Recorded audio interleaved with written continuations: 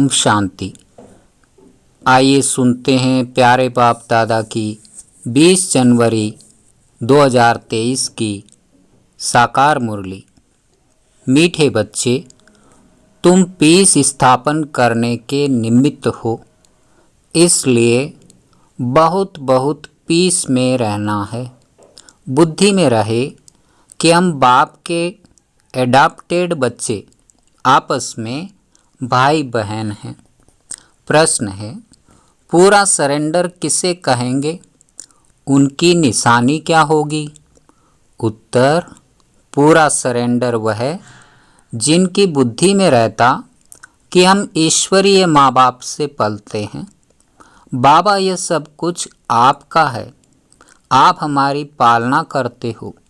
भल कोई नौकरी आदि करते हैं, लेकिन बुद्धि से समझते हैं यह सब बाबा के लिए है।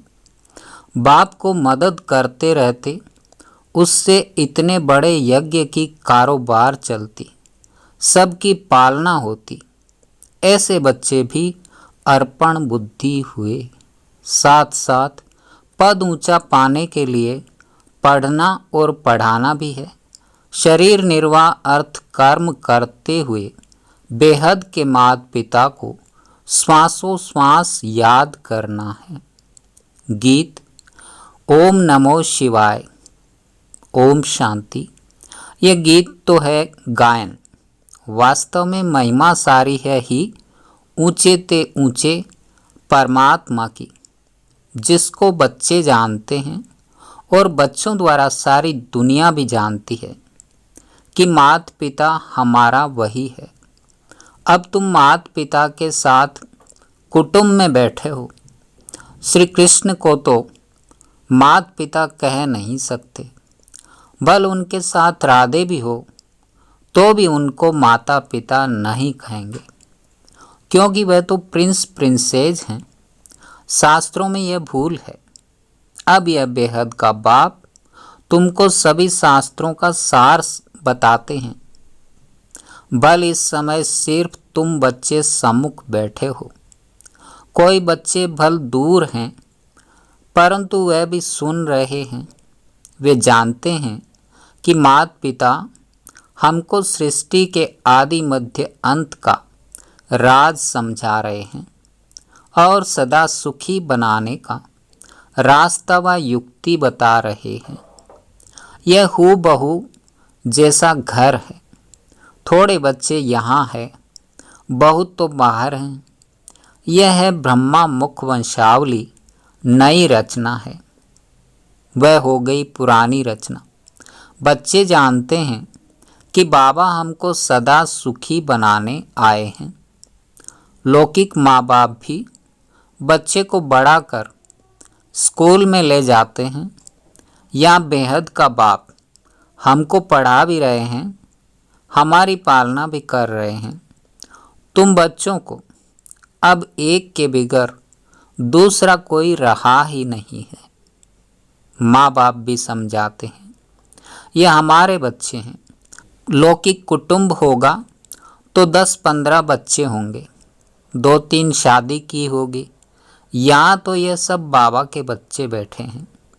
जितने भी बच्चे पैदा करने हैं सो अभी ही ब्रह्मा मुख कमल द्वारा करने हैं। पीछे तो बच्चे पैदा करने ही नहीं हैं। सभी को वापस जाना है। यह एक ही एडाप्टेड माता निमित्त है। यह बड़ी वंडरफुल बात है। यह तो जरूर है, गरीब का बच्चा समझेगा कि हमारा बाप गरीब है। साहूकार का बच्चा समझेगा कि हमारा बाप साहूकार है। वह तो अनेक माँ बाप हैं। यह तो सारे जगत का एक ही माता पिता है। तुम सभी जानते हो कि हम उनके मुख से एडाप्ट हुए हैं। यह हमारा पारलौकिक माँ बाप है। यह आते ही पुरानी सृष्टि में है, जब मनुष्य बहुत बहुत दुखी होते हैं। बच्चे जानते हैं कि हमने इस पारलौकिक माता पिता की गोद ली है। हम सब आपस में भाई बहन हैं। दूसरा कोई हमारा संबंध नहीं है। तो भाई बहन को आपस में बहुत मीठा, रॉयल, पीसफुल, नॉलेजफुल, ब्लिसफुल बनना चाहिए। जबकि तुम पीस स्थापन कर रहे हो तो तुमको भी बहुत पीस में रहना चाहिए। बच्चों को यह तो बुद्धि में होना चाहिए कि हम पारलौकिक बाप के एडाप्टेड बच्चे हैं। परम धाम से बाप आए हैं। वह है डाडा, ग्रैंडफादर, यह दादा, बड़ा भाई।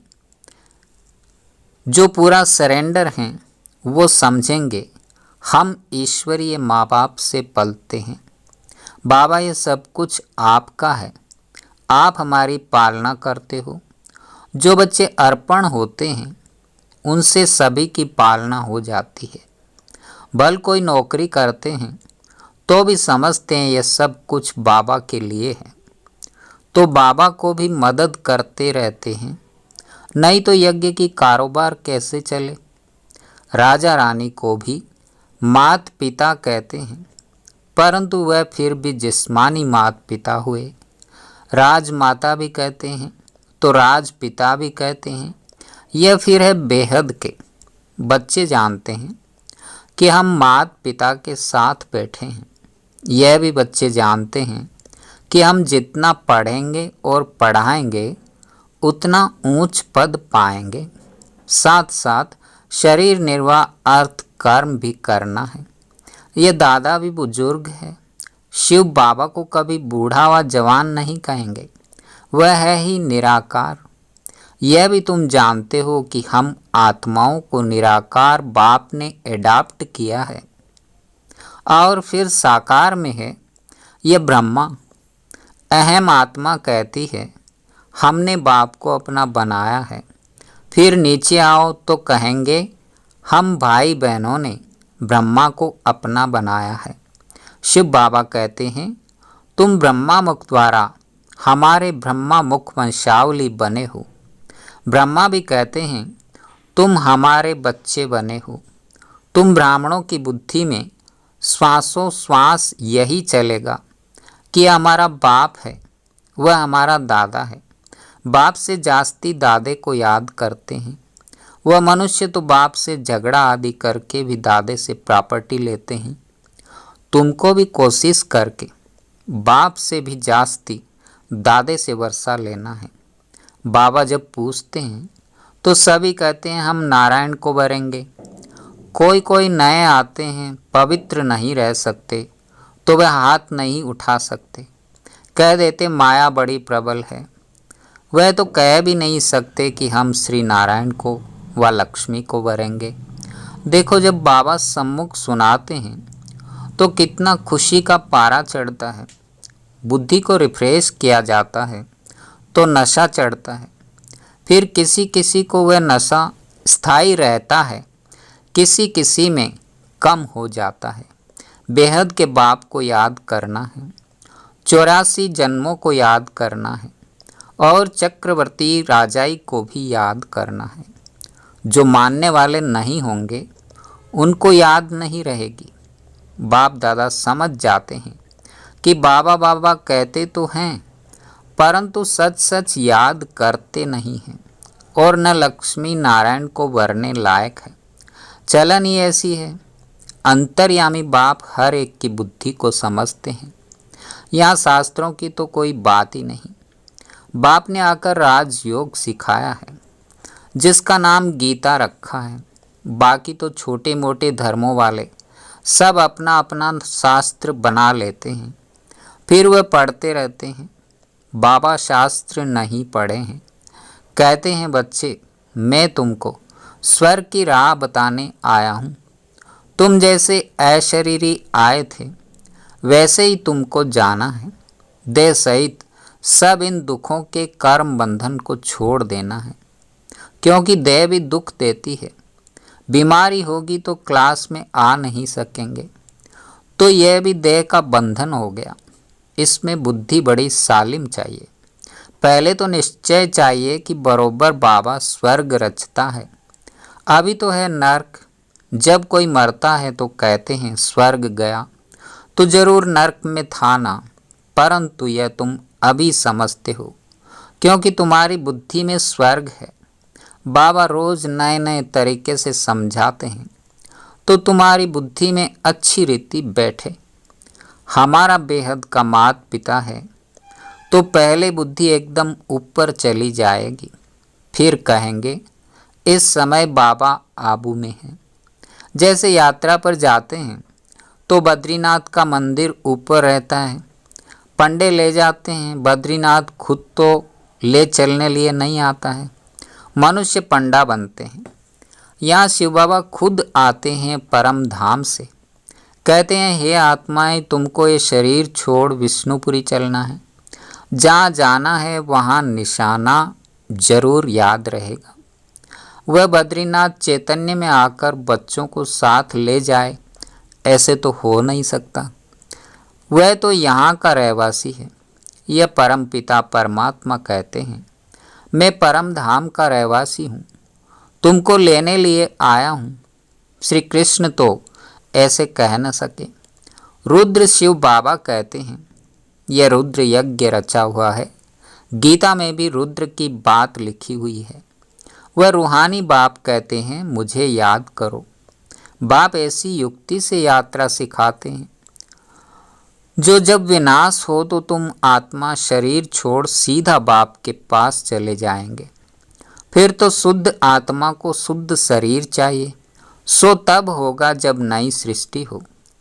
अभी तो सभी आत्माएं मच्छरों सदृश वापस जाएंगी बाबा के साथ, इसलिए उनको खिवैया भी कहा जाता है। इस विशेष सागर से उस पार ले जाते हैं। श्री कृष्ण को खिवैया नहीं कह सकते। बाप ही इस दुख के संसार से सुख के संसार में ले जाते हैं। यही भारत विष्णुपुरी लक्ष्मी नारायण का राज्य था, अब रावणपुरी है। रावण का चित्र भी दिखाना चाहिए। चित्रों से बहुत काम लेना है।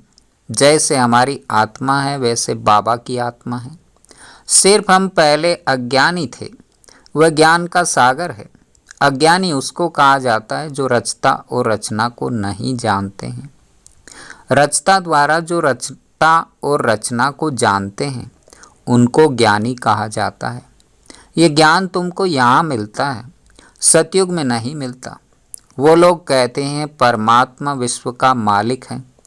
मनुष्य उस मालिक को याद करते हैं, परंतु वास्तव में विश्व का अथवा सृष्टि का मालिक तो लक्ष्मी नारायण बनते हैं। निराकार शिव बाबा तो विश्व का मालिक बनता नहीं। तो उनसे पूछना पड़े कि वह मालिक निराकार है या साकार। निराकार तो साकार सृष्टि का मालिक हो न सके। वह है ब्रह्मांड का मालिक। वही आकर पतित दुनिया को पावन बनाते हैं। खुद पावन दुनिया का मालिक नहीं बनते, उनका मालिक तो लक्ष्मी नारायण बनते हैं और बनाने वाला है बाप। ये बड़ी गुह्य बातें हैं समझने की। हम आत्मा भी जब ब्रह्म तत्व में रहती हैं तो ब्रह्मांड के मालिक हैं। जैसे राजा रानी कहेंगे हम भारत के मालिक हैं, तो प्रजा भी कहेंगी हम मालिक हैं। वहाँ रहते तो हैं ना। वैसे बाप ब्रह्मांड का मालिक है, हम भी मालिक ही ठहरे। फिर बाबा आकर नई मनुष्य सृष्टि रचते हैं।